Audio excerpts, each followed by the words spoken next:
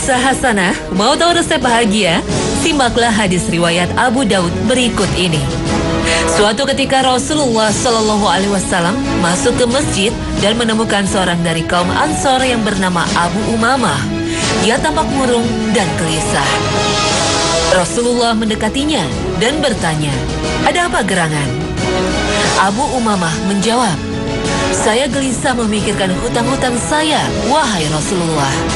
Rasulullah melanjutkan, "Maukah engkau aku ajarkan suatu doa jika engkau panjatkan, Allah akan lenyapkan kegelisahanmu dan lunas hutang-hutangmu?" "Tentu saja, wahai Rasul," jawab Abu Umamah. Rasul pun mengatakan, "Setiap pagi dan petang hari, ucapkanlah, Allahumma inni a'udzubika minal hammi wal hazan, wa a'udzubika minal ajzi wal kasal, wa a'udzubika minal jubni wal bukhl, wa a'udzubika min ghalabati daini wa qahri rijal." Ya Allah, aku berlindung kepadamu dari kegelisahan dan kesedihan, dari lemah dan malas, dari sifat pengecut dan kikir, dari lilitan hutang dan dikendalikan orang. Abu Umamah mengatakan, "Aku pun menjalankan seperti yang diperintahkan Rasul dan Allah menghilangkan kegelisahanku dan hutang-hutangku pun lunas." Terdapat 4 poin dalam doa Rasulullah: kegelisahan dan kesedihan, lemah dan malas, pengecut dan kikir, lalu keempat lilitan hutang dan dikendalikan orang lain. Adakah salah satu sifat dalam doa Rasulullah itu sedang kita alami? Maukah kita berlepas daripadanya?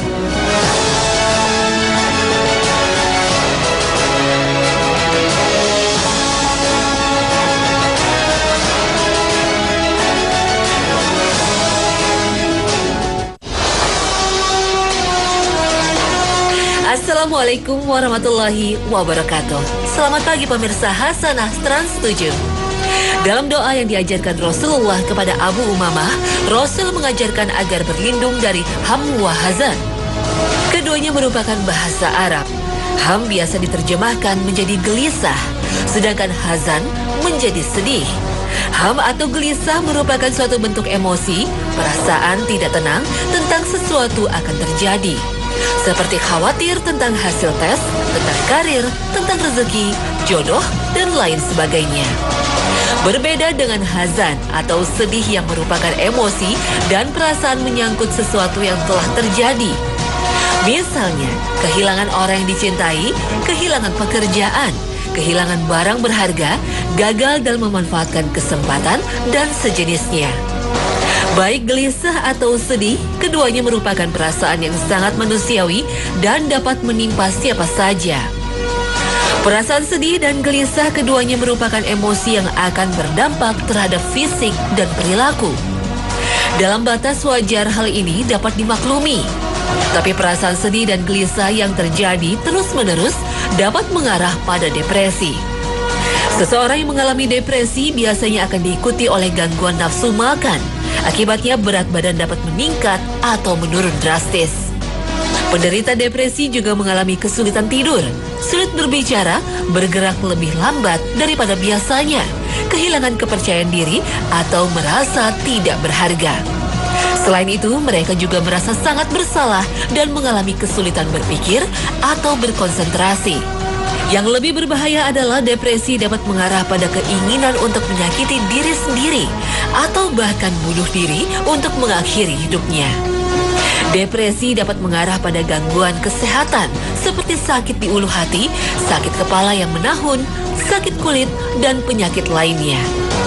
Terkadang orang yang depresi tidak menyadari kalau dia terkena depresi. Berbagai gejala tadi dianggap penyakit biasa. Tidak salah jika salah satu kenikmatan yang ada di surga adalah dicabutnya rasa takut, sebagaimana yang dijelaskan Allah dalam firman-Nya ketika menceritakan dialog penghuni surga. Dan mereka berkata, "Segala puji bagi Allah yang telah menghilangkan duka cita dari kami. Sesungguhnya Tuhan kami benar-benar Maha Pengampun lagi Maha Mensyukuri." Al-Quran Surah Fatir ayat 34. Islam juga mengajarkan agar tidak terlalu larut dalam kesedihan ketika ditimpa musibah atau kehilangan orang-orang yang dicintai. Oleh sebab itu, meratapi kematian yang berlebihan merupakan hal yang dilarang. Seperti kebiasaan orang-orang jahiliyah dahulu yang menampar-nampar pipi, menyobek pakaian, dan melontarkan ucapan yang bernada penolakan terhadap takdir saat ditinggal mati orang yang dicintai. Rasulullah Shallallahu Alaihi Wasallam bersabda, "Bukan termasuk golongan kami mereka yang menampar pipi dan merobek baju dan meratap dengan ratapan jahiliyah." Hadis riwayat Bukhari, Muslim. Ditinggal orang yang dicinta, ditimpa musibah dan kemalangan, serta kehilangan harta benda merupakan hal yang tidak bisa dihindari. Semua hal yang tidak menyenangkan itu seringkali kita pandang buruk. Padahal terdapat banyak rahasia dan hikmah yang tersimpan. Memang tidak semua hikmah itu langsung terasa. Kadang dibutuhkan kesabaran dan waktu untuk mengungkap hikmah di balik sebuah musibah. Al-Hakim, yang artinya maha bijaksana, merupakan salah satu di antara nama-nama Allah yang indah. Dan yang maha bijaksana tidak akan menciptakan suatu bencana, keburukan, musibah, melainkan ada beribu hikmah yang tersirat di belakangnya. Bencana dan musibah yang menimpa terkadang merupakan bagian dari cara Allah mendidik manusia. Kesabaran dan mental yang tangguh tidak datang tiba-tiba, tapi terdidik bersamaan dengan musibah yang terjadi. Maka lihatlah bahwa apapun peristiwa yang menimpa hambanya adalah sebuah ungkapan lain dari kasih sayang Allah. Sebagaimana yang dijelaskan Rasulullah dalam sabdanya, "Besarnya pahala sesuai dengan besarnya ujian dan cobaan. Sesungguhnya Allah Azza wa Jalla bila menyayangi suatu kaum, Allah uji mereka. Barang siapa bersabar, maka baginya manfaat kesabarannya, dan barang siapa murka, maka baginya murka Allah." Hadis riwayat Tirmizi. Sebagai wujud kasih sayang kepada manusia, Allah buatkan banyak sarana pengampunan dosa dan pembersihan diri. Salah satunya dengan sabar dan ikhlas menerima ketentuan Allah. Insya Allah, dosa akan berguguran seperti sabda Rasulullah Sallallahu Alaihi Wasallam. Tidak ada seorang muslim tertimpa musibah, baik itu sakit atau lainnya, kecuali Allah menggugurkan dosa-dosanya, sebagaimana pohon menggugurkan daunnya. Hadis riwayat Bukhari dan Muslim. Efek lain dari berguguran dosa adalah naiknya derajat kita di sisi Allah.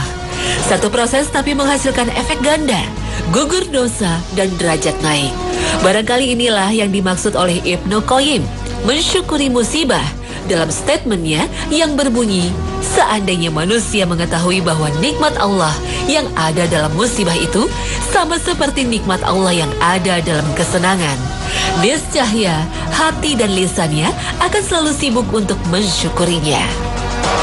Jadi bagi seorang mukmin tidak ada alasan untuk terlalu larut dalam kesedihan dan kegelisahan dalam hidup.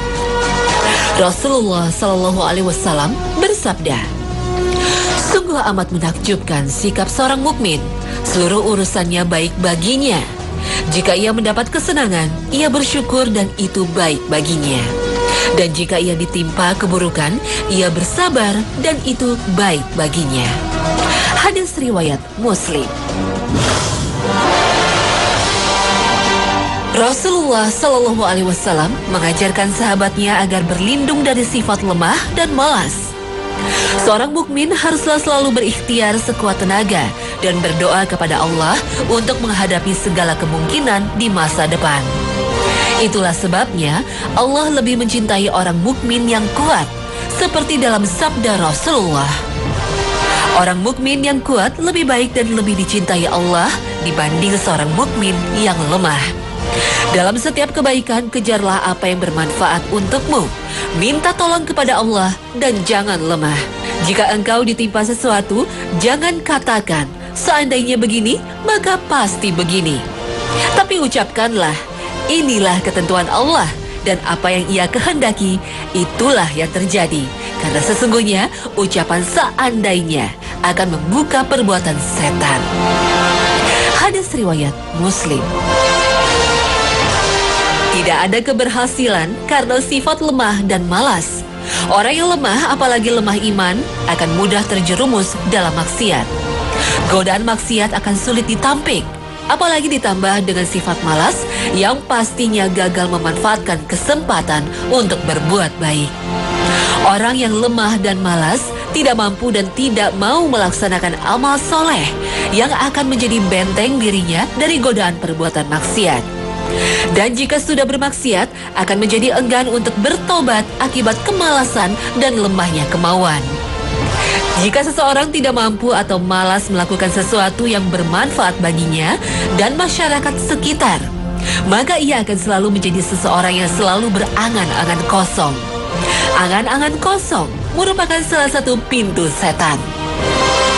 Angan-angan kosong biasanya disampaikan dengan ungkapan seandainya. Oleh sebab itu, Nabi Muhammad SAW tak menyukai ungkapan seandainya yang mempunyai konotasi angan-angan kosong, seperti disebutkan dalam hadis di atas tadi. Ada perbedaan mendasar antara harapan, optimisme, dan angan-angan kosong. Harapan dan optimisme selalu dibarengi dengan ikhtiar yang terarah dan terstruktur. Sementara angan-angan kosong hanyalah mimpi tanpa upaya. Islam sangat menghargai optimisme dan kerja keras, namun mengecam angan-angan kosong. Seorang muslim sejati meyakini bahwa rezeki Allah Ta'ala sangatlah berlimpah dan tersedia bagi siapapun yang mampu menggapainya dengan semangat dan etos kuat. Inilah yang tergambar dalam firman Allah dalam surah Al-Jumu'ah. Apabila telah ditunaikan sholat, maka bertebaranlah kamu di muka bumi, dan carilah karunia Allah, dan ingatlah Allah banyak-banyak, supaya kamu beruntung.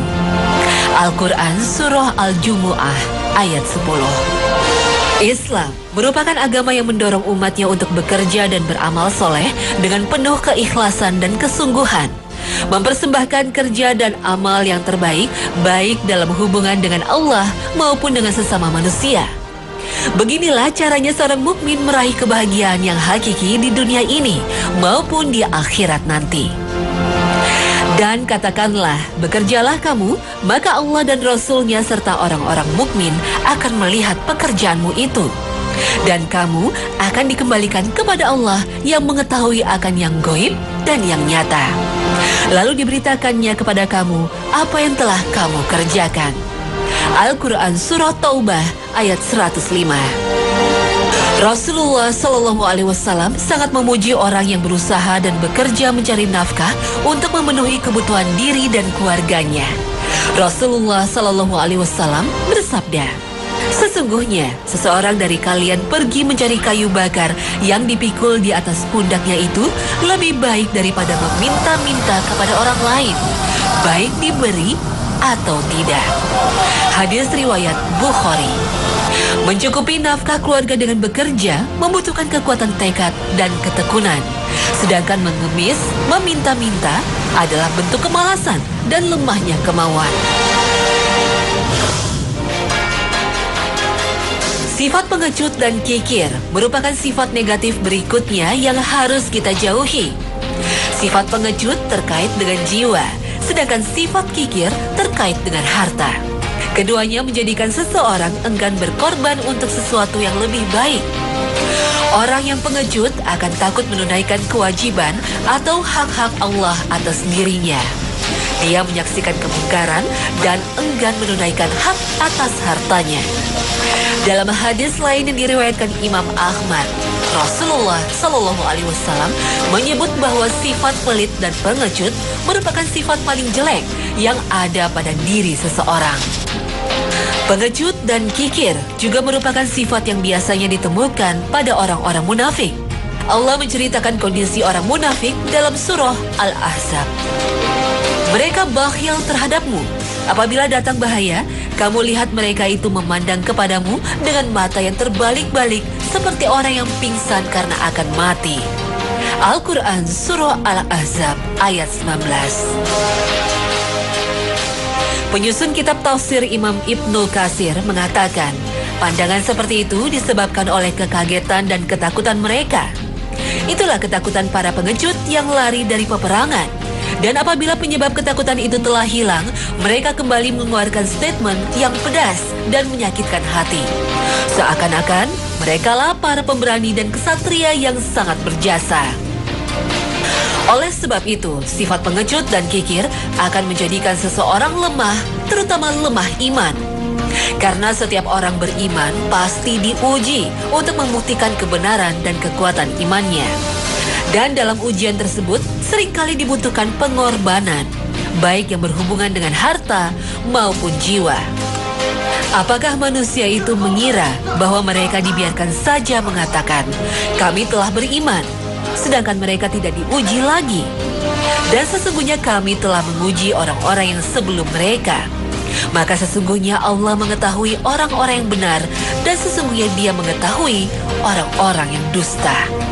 Al-Quran Surah Al-Ankabut ayat 2 dan 3. Sifat pengecut dan kikir juga menjadikan seseorang kurang meyakini ketentuan dan janji Allah Ta'ala. Sifat pengecut tidak akan merubah takdir apalagi menunda kematian. Inilah yang diyakini oleh seorang mukmin. Dengan begitu bahaya dan resiko dalam perjuangan tidak akan mengurangi keberaniannya untuk memperjuangkan kehidupan yang lebih baik. Sifat inilah yang Allah ajarkan dalam surah At-Taubah ayat 51. Katakanlah, sekali-kali tidak akan menimpa kami melainkan apa yang telah ditetapkan Allah untuk kami. Dialah pelindung kami, dan hanya kepada Allah orang-orang yang beriman harus bertawakal. Al-Quran Surah Taubah ayat 51. Sedangkan orang yang kikir biasanya mereka kurang yakin dengan janji Allah yang melipat gandakan setiap harta yang diinfakkan di jalannya. Seperti yang tercantum dalam surah Al-Baqarah. Perumpamaan infak orang-orang yang menafkahkan hartanya di jalan Allah adalah serupa dengan sebutir benih yang menumbuhkan 7 bulir. Pada tiap-tiap bulir 100 biji. Allah melipat gandakan ganjaran bagi siapa yang Dia kehendaki. Dan Allah maha luas karunia-Nya lagi maha mengetahui. Al-Quran Surah Al-Baqarah ayat 261. Orang kikir biasanya sangat berlebihan dalam mencintai harta.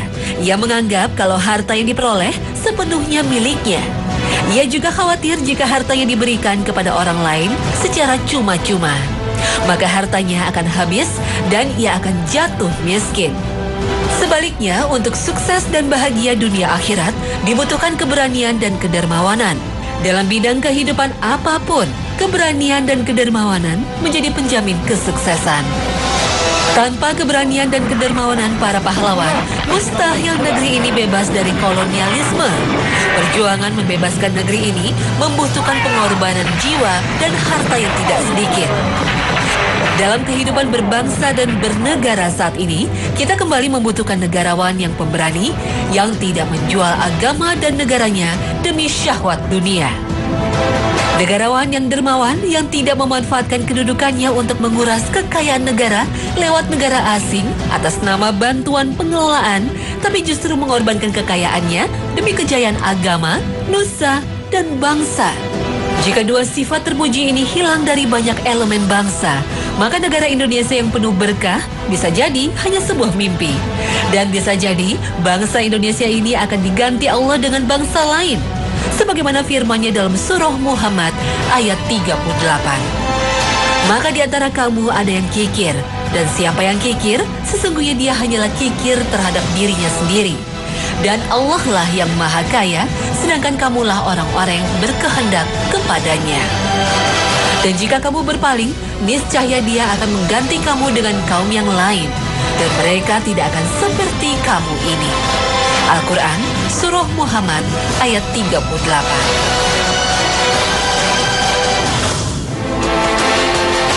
Inilah pentingnya kemandirian bangsa, jauh dari sifat kikir. Dan yang terpenting, Rasulullah mengajarkan kita agar berlindung dari lilitan hutang dan dikuasai orang lain. Di zaman ini, hutang menjadi kebutuhan dan gaya hidup.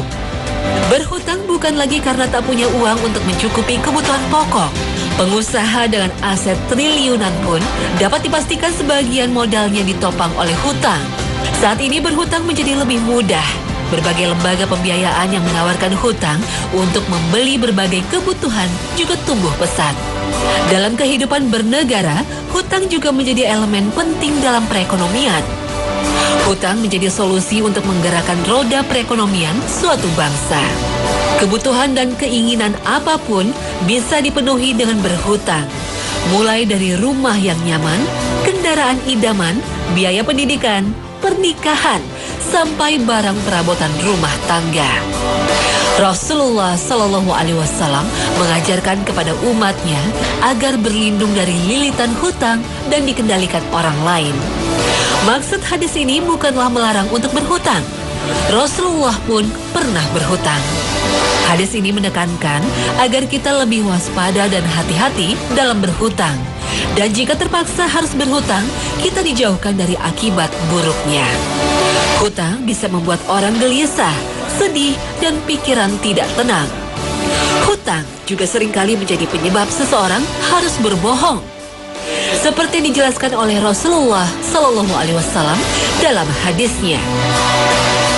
Sesungguhnya seseorang apabila sedang berhutang, ketika dia berbicara biasanya berdusta, dan bila berjanji sering mengingkarinya. Hadis riwayat Bukhari. Dikuasai oleh pihak berhutang juga menjadi dampak buruk dari berhutang. Itulah sebabnya kenapa berlindung dari lilitan hutang dipasangkan dengan berlindung dari dikuasai orang lain. Islam mengajarkan untuk tidak menganggap sepele masalah hutang. Jika ada keluarga yang meninggal dunia sebelum dikebumikan, para ahli waris berkewajiban menyelesaikan dahulu urusan hutang piutang. Begitu pentingnya masalah ini, sampai Nabi Shallallahu Alaihi Wasallam enggan mensolatkan jenazah sebelum hutangnya dilunasi. Hal ini dijelaskan dalam sebuah hadis riwayat Imam Bukhari. Hutang dapat menjadi penunda seseorang masuk ke dalam surga. Hutang juga yang akan menggerogoti segala amal kebajikan yang dilakukan di dunia. Bahkan seorang mujahid pejuang di jalan Allah pun yang telah diampuni dosa-dosanya harus tertunda masuk surga jika masih memiliki hutang. Sabda Nabi Shallallahu Alaihi Wasallam dalam riwayat Imam Muslim, seorang yang mati syahid akan diampuni segala dosa-dosanya kecuali utang. Hadis riwayat Muslim. Maka sekali lagi, amalkanlah doa ini untuk bebasnya kita dari kesedihan, rasa kikir, malas, dan lilitan hutang. Allahumma inni a'udzubika minal hammi wal hazan, wa a'udzubika minal ajzi wal kasal, wa a'udzubika minal jubni wal bukhl, wa a'udzubika min ghalabati daini wa qahri rijal. Ya Allah, aku berlindung kepadamu dari kegelisahan dan kesedihan, dari lemah dan malas, dari sifat pengecut dan kikir, dari lilitan hutang dan dikendalikan orang.